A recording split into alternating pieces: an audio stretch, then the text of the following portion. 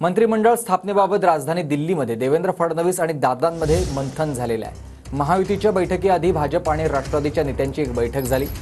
राष्ट्रवादी राज्यासह केंद्रात मंत्रिपद मिळवण्यासाठी आग्रही आहे। सुनील तटकरेंच्या निवासस्थानी फडणवीस आणि दादांच्या भेटीला ते गेले होते। तर अमित शहांसोबत होणाऱ्या भेटीमध्ये महाराष्ट्राचा मुख्यमंत्री ठरणार आहे। संदीप राजगोळकर माझे सहकारी आपल्यासोबत थेट जोडले गेलेत। संदीप, तिन्ही प्रमुख नेते दिल्लीमध्ये आता पोहोचतात। दोघे पोहोचलेले आहेत। शिंदे देखील थोड्याच वेळात पोहोचतील। प्रमुख बैठक होईल आणि या बैठकीमध्ये सगळा तोडगा काढला जाईल। अगदी बरोबर आहे सुनीत। आता अजित पवार आणि देवेंद्र फडणवीस या दोन्ही नेत्यांमध्ये बैठक सुरू आहे तटकरे यांच्या घरी, आणि यामध्ये मंत्रिमंडळ जो विस्तार केला जाईल किंवा मंत्रिमंडळ किती द्यायची ज्या जागा आहेत त्या बाबतीतली चर्चा सुरू असल्याचं आपल्याला समजतंय।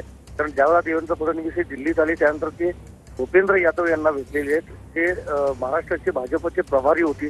संपूर्ण निवडणुकीच्या काळात त्यांनी लक्ष दिलेलं होतं आणि त्यानंतर ही भेट असल्यामुळे नक्कीच याला मोठं महत्व आहे। एकनाथ शिंदे यांचं विमान जे आहे ते अजूनही दिल्लीत लँड झालेलं नाही आणि ते येण्यापूर्वीच किंवा महायुतीची जी रात्री 10:30 वाजता अमित शहा यांच्या निवासस्थानी जी बैठक होणार आहे ती बैठक होण्यापूर्वी सध्या तटकरे यांच्या निवासस्थानी ही फडणवीस आणि अजितदादांची बैठक।